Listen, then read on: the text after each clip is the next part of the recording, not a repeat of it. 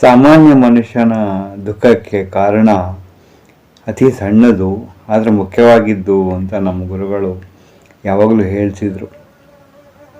ಅದೇನು ಗುರುಗಳೇ ಅಂತ ಕೇಳಿದಾಗ, ಯಾವುದನ್ನು ಪ್ರೀತಿಸಬೇಕೋ ಅದನ್ನು ಪ್ರೀತಿಸದೆ ನಾವು ಒದ್ದಾಡ್ತೀವಿ ನೋಡಿ, ನಮ್ಮ ಒಳಗಣ್ಣನ್ನು ತೆರೆಯದೆ ಮುಚ್ಚಿಟ್ಕೊಳ್ತೀವಿ ನೋಡಿ, ಅದು ಅಂದರು.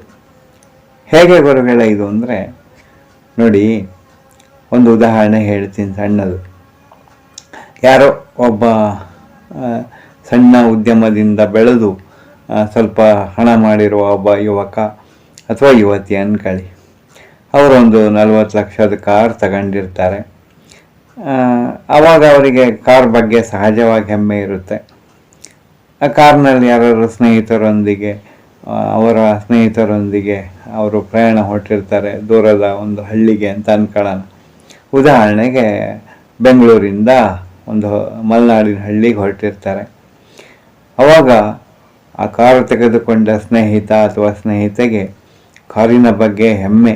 40 ಲಕ್ಷದ ಕಾರಲ್ವಾ, ಆ ರೋಡಿಗೆ ಬೈತಾನೇ ಇರ್ತಾರೆ.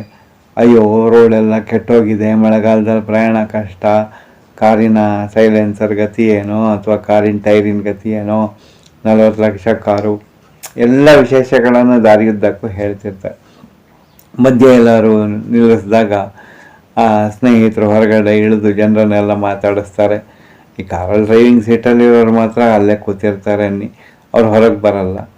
ಆವಾಗ ಏನಮ್ಮವರೇ ತುಂಬ ಚೆನ್ನಾಗಿದ್ದೀರಾ ಅಂತ ಪರಿಚಯ ಇರೋರು ಯಾರು ಕಾರಲ್ಲಿ ಇರ್ತಾರಲ್ಲ, ಅವ್ರದ್ದು ಯಾವ್ದಾದ್ರು ಜಾಗದ ಪರಿಚಯ ಇದ್ದಾಗ ಅವರಲ್ಲಿ ನಿಲ್ಸಕ್ಕೆ ಹೇಳ್ತಾರೆ, ಮಾತಾಡಿಸ್ತಾರೆ. ತುಂಬ ದೂರ ಪ್ರಯಾಣ ಮಾಡಿದ್ದೀರಿ, ಬನ್ನಿ ಕಬ್ಬಿನ ಹಾಲು ಕುಡೀರಿ ಅಂತಾರೆ. ಆಮೇಲೆ 12:15 1 ಗಂಟೆ ಹೊತ್ತಿಗೆ ಯಾವುದೋ ಹಳ್ಳಿ ಹತ್ರ ಬಂದಾಗ ಮರದ ಹತ್ರ ನಿಂತಿರುವಾಗ ಮಾಮೂಲಿ ಅಲ್ಲೊಂದು ಎಳ್ನೀರು ಅಂಗಡಿ ಇರುತ್ತೆ, ಎಲ್ಲರೂ ಎಳ್ನೀರು ಕುಡಿತಿರ್ತಾರೆ. ಮಾಮೂಲಿ ಕಾರಲ್ಲಿ ಕೂತವರೆಲ್ಲ ಕೃಷಿ ವಲಯದವರಾದ್ರಿಂದ ಮಾತಾಡಿಸ್ತಾರೆ ಅವರನ್ನು. ಏನು ಚೆನ್ನಾಗಿದ್ದೀರಾ, ಏನು ಸಮಾಚಾರ, ಊಟ ಆಯ್ತಾ ಅಂತೆಲ್ಲ ಕೇಳಿದಾಗ, ಅಯ್ಯೋ ಇಷ್ಟು ದೊಡ್ಡ ಕಾರಲ್ಲಿ ಬಂದರು, ಎಂಥ ಸರಳತೆ ನಿಮ್ಮದು, ಬನ್ನಿ ಊಟ ಮಾಡ್ಕೊಂಡು ಹೋಗಿ ಅಂತಾರೆ. ಕಾರಲ್ಲಿರೋ ಪ್ರಯಾಣಿಕರೆಲ್ಲ ಊಟ ಮಾಡೋಕ್ಕೆ ರೆಡಿ, ಆದರೆ ಕಾರಿನ ಡ್ರೈವರ್ ಮಾತ್ರ ಇಲ್ಲ ನಾ ಬರಲ್ಲ, 40 ಲಕ್ಷದ ಕಾರು ನೋಡಿ, ತುಂಬ ಬಿಸಿಲಲ್ಲಿ ನಿಲ್ಸೋಕ್ಕೂ ಆಗಲ್ಲ, ಎಲ್ಲರೂ ನೆರಳಲ್ಲಿ ನಿಲ್ಲಿಸಿ ನಾ ಕಾಯ್ತಿರ್ತೀನಿ, ನೀವೆಲ್ಲ ಹೋಗಿ ಊಟ ಮಾಡ್ಕೊ ಬನ್ನಿ ಅಂತ. ದಾರಿಯಲ್ಲಿ ಯಾರು ಪ್ರಯತ್ನ ಪಟ್ಟು ಮಾತಾಡ್ಸೋಕ್ಕೆ ನೋಡಿದ್ರು ಮಾತಾಡಲ್ಲ. ಆಮೇಲೆ ಮಕ್ಕಳು ಗುಂಪು, ಅಯ್ಯೋ ಕಾರ್ ಎಷ್ಟು ಚೆನ್ನಾಗಿದೆ ಅಂತ ಕಾರ್ ಹತ್ರ ಬಂದು ನೋಡೋಕ್ಕೆ ಪ್ರಯತ್ನ ಪಟ್ಟರು ಸಿಡಿಬಿಡಿ. ಕಾರಿನ ಡ್ರೈವರು ಒಳಗಿರೋರಲ್ಲ.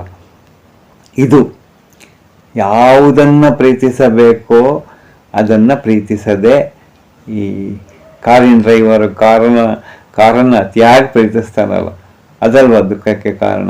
ನೋಡಿ, ಕಬ್ಬಿನ ಹಾಲು ಕೊಡುವ ಆ ಒಂದು ಸಹೃದಯ ವ್ಯಕ್ತಿಯ ಒಂದು ಬಂಧವನ್ನು ಅಥವಾ ಹೃದಯವನ್ನು ಅರ್ಥ ಮಾಡ್ಕೊಳ್ದೇ ಇರೋದು, ಊಟಕ್ಕೆ ಕರೆದವರ ಸಹೃದಯತೆಯನ್ನು ಅರ್ಥ ಮಾಡ್ಕೊಳ್ದೇ ಇರೋದು, ಕಾರನ್ನು ನೋಡಿ ಸಂತೋಷದಿಂದ ಕುಣಿಯುವ ಮಕ್ಕಳ ಸಂತೋಷವನ್ನು ಗಮನಿಸದೇ ಇರೋದು, ಇದೆಲ್ಲ ನಮಗೆ ಗುರುಗಳು ಹೇಳಿದ ಉದಾಹರಣೆಯಿಂದ ಬೇಗ ಅರ್ಥ ಆಯಿತು.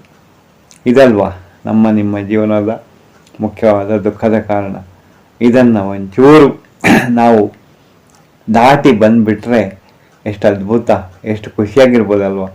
ನಗುತ್ತಾ ಇರ್ಬೋದು, ನಗಿಸುತ್ತಾ ಇರ್ಬೋದು, ನಾವು ನೆಮ್ಮದಿಯಿಂದ ಇರ್ಬೋದು, ಇತರರನ್ನು ನೆಮ್ಮದಿಯಾಗಿ ಬದುಕೋದಕ್ಕೆ ಬಿಡ್ಬೋದು ಅನಿಸುತ್ತೆ ನನಗೆ. ನಮಸ್ತೆ.